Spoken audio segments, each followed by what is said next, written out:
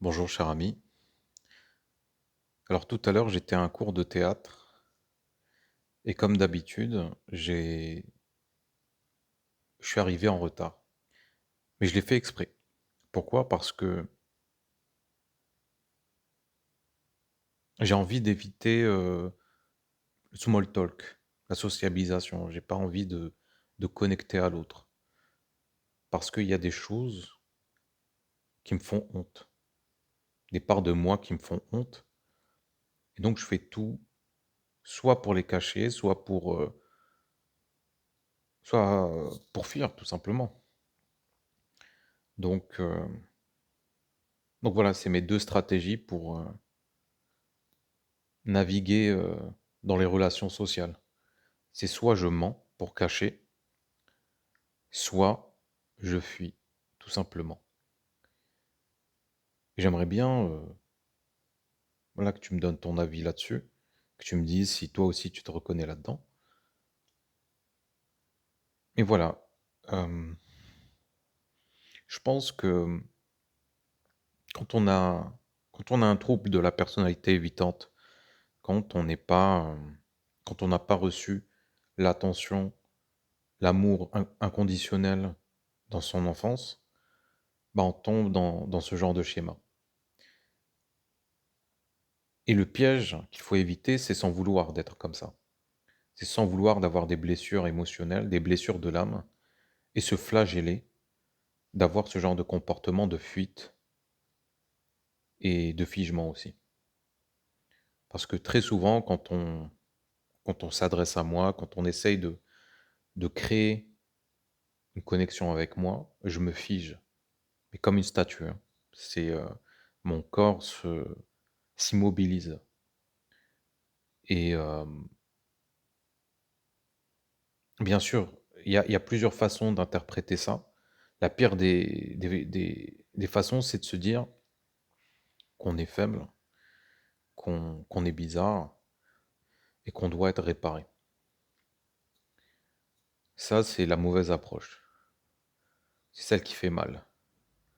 C'est celle qui nous plonge dans la dépression, qui rajoute une couche de honte sur la honte originelle. C'est, c'est vraiment la mauvaise approche pour moi. Effectivement, il y aura toujours une voix culpabilisante, etc. Mais il faut se désidentifier de cette voix-là et se dire que c'est normal. C'est normal d'être blessé, c'est normal d'être anxieux, c'est normal d'être dans une sorte de panique dès qu'on se retrouve dans une situation sociale. Et ça ne fait pas de nous quelqu'un de faible, quelqu'un de bizarre, quelqu'un de qui ne mérite pas d'être aimé. On mérite tous d'être respectés, d'être aimés. Et la première étape pour en prendre conscience, pour en être convaincu, c'est de se donner le droit d'être tel qu'on est, c'est-à-dire dans sa totalité, dans ses contradictions et dans sa vulnérabilité, se permettre d'être blessé. Effectivement, c'est pas un rôle qui est facile à incarner. Pourquoi? Parce que on vit dans une société qui met en avant la vulnérabilité, la force, la confiance en soi, qui met en avant les personnes extraverties, les personnes qui sont euh, joyeuses, qui ont une sorte de facilité dans la vie, une facilité émotionnelle, etc. Mais effectivement, incarner le rôle de celui qui est meurtri à l'intérieur, qui est cassé, ouais, qui est brisé tout simplement, c'est pas un rôle facile à incarner parce que tout le monde va nous rejeter en fait. C'est ça qu'il faut se dire. Tout le monde va nous rejeter et l'enjeu en fait, ça devient quoi? C'est d'être la personne qui va nous accepter tel qu'on est. D'être celui qui nous accepte en dépit du rejet des autres. Je sais pas si c'est clair ce que je viens de dire, mais je pense que tu saisis l'idée. Et dis-moi si tu as des questions, n'hésite pas à m'écrire. En tout cas, moi, effectivement, je travaille sur ça. Je travaille sur, en fait, c'est bon, j'en ai marre d'essayer de me transformer, d'essayer de me changer. Voilà, parce que sinon tu rentres dans un... En fait, le process, il est interminable et il ne fait qu'engendrer de la souffrance parce que ça renforce l'idée selon laquelle tu es défectueux, que c'est toi le problème. Et ça n'en finit jamais. Aujourd'hui, j'en peux plus, c'est bon, j'arrête.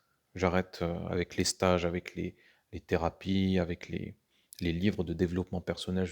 Bref, tout ça, c'est... Non. Je veux être moi, pleinement moi. Effectivement, c'est pas beau, c'est pas joli, mais c'est moi, quoi.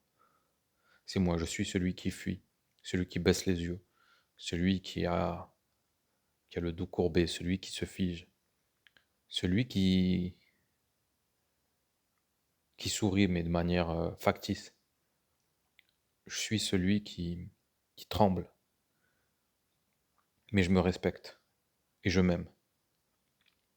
Je me respecte et je m'aime parce que n'importe qui mérite le respect et l'amour, même ceux qui sont blessés, et dont je fais partie, ceux qui sont traumatisés, ceux qui n'ont pas reçu l'amour inconditionnel, l'amour véritable qui permet de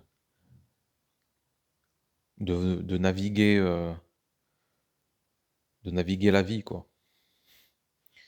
Euh, Effectivement, il y a des gens qui, malheureusement, c'est un peu, c'est dur de dire ça comme ça, mais il y a des gens qui sont handicapés émotionnellement.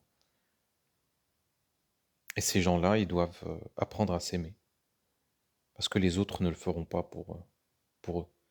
Peut-être que tu fais partie de ces gens-là comme moi. Peut-être que toi aussi, tu es un handicapé émotionnel. Tu as du mal à créer du lien, à créer une connexion authentique. Tu as du mal à te montrer. Peut-être que toi aussi, tu te sens seul. Tu te sens seul même si tu es entouré de plein de personnes. Tu te sens mal à l'aise quand tu es avec les autres. Et puis tu te sens un peu moins mal quand tu es tout seul. Mais quand quand tu es dans une solitude plus profonde, dans un isolement, et que ça dure beaucoup de temps, tu t'en veux. Tu t'en veux parce que, voilà, parce que tu pourrais faire plein d'activités, tu pourrais rencontrer de nouvelles personnes, tu pourrais, en fait, exploiter ton potentiel de d'humour, de connexion, parce qu'on a tous un potentiel de connexion, mais on n'est pas tous aptes à l'exploiter. Et donc peut-être que tu t'en veux, peut-être que tu es triste. Tu te dis que je passe à côté de ma vie, à côté de d'opportunités, à côté voilà, de possibilités de rencontres, d'histoires, d'aventures. Et ça, je connais très bien. Je connais très bien ce sentiment-là. C'est pas facile, effectivement. Mais il faut apprendre à se contenter de soi-même. Ça ne veut pas dire de ne pas faire le pas vers les autres. Ça veut juste dire se contenter de la personne qu'on est et ne pas essayer de se changer. Se voir comme étant la source et le but. Effectivement, c'est moi qui crée cette situation, cette solitude, et ce n'est pas la vie, ce n'est pas les autres, c'est moi. Et effectivement, en dessous de ce masque social, il y a quelque chose de doux, quelque chose de... il y a un amour inconditionnel derrière tout ce narratif de je suis nul, je dois être corrigé, je dois être réparé. Derrière tout ça, il y a un amour inconditionnel qui sera toujours là, qui est fort, qui reste là. Il faut juste le percevoir. Enfin, arriver à le percevoir et euh, conscientiser toute la honte, qui est en surplus, toutes les critiques intérieures, conscientiser les habitudes d'autoflagellation, tout simplement. Quand tu conscientises, tu commences à percevoir l'amour inconditionnel qui est en dessous. Et cet amour-là, personne ne pourra le perturber. Il sera toujours là. Il sera toujours là. Et cet amour-là, il sait plein de choses. Cet amour-là connaît quelque part la vérité, sait discerner le vrai du faux. Et c'est pas un problème de porter un masque social. Ce n'est pas un problème d'être faux face aux autres. Le problème, c'est juste de croire en ce masque social, s'identifier à celui-là, se dire que c'est moi ça, c'est une part de toi, c'est une toute petite part de toi, mais ce n'est pas toi dans ton entièreté. Tu es bien plus grand que ça, tu es bien plus, tu es bien plus fort, tu es bien plus... En toi, il y a vraiment énormément d'amour, c'est ça qu'il faut que tu te rendes compte faut que tu te rendes compte de cette réalité-là. Au fond de toi, il y a énormément d'amour. Vraiment, c'est un puits d'amour sans fin, infini.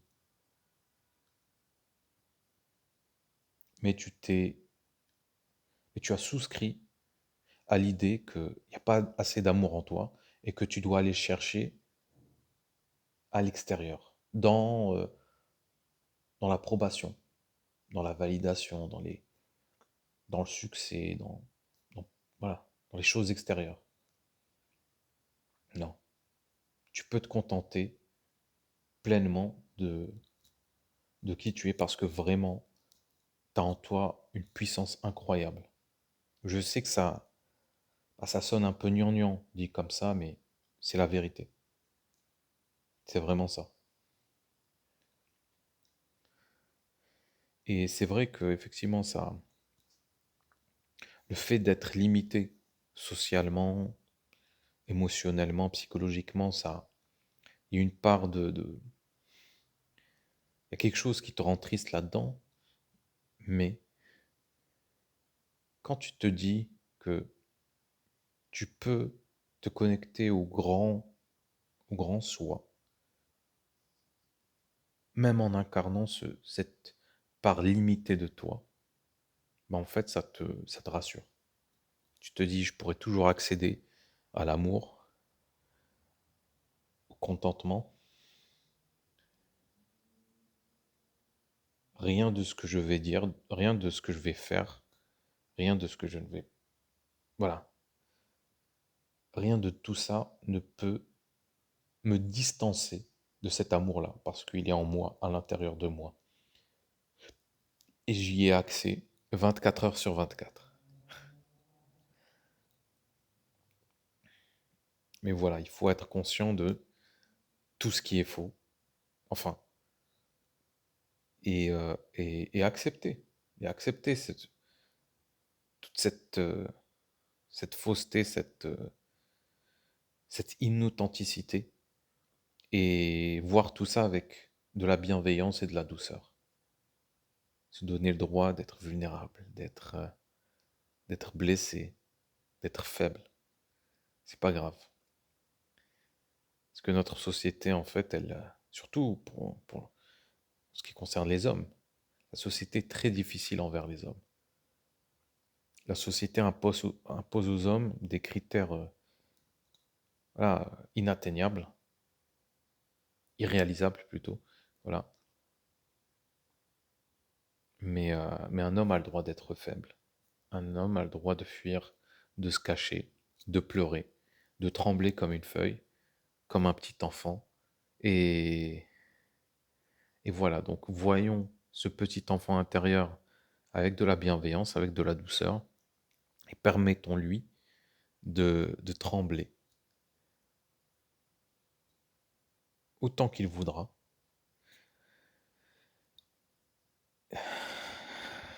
Et voilà. Je sais pas quoi d'autre ajouter. En tout cas, voilà, si tu as d'autres idées, n'hésite pas à me les partager. En fait, c'est pour ça que j'ai ouvert cette chaîne YouTube, hein. C'est vraiment pour pouvoir échanger avec des personnes sur ce qui me fait réfléchir.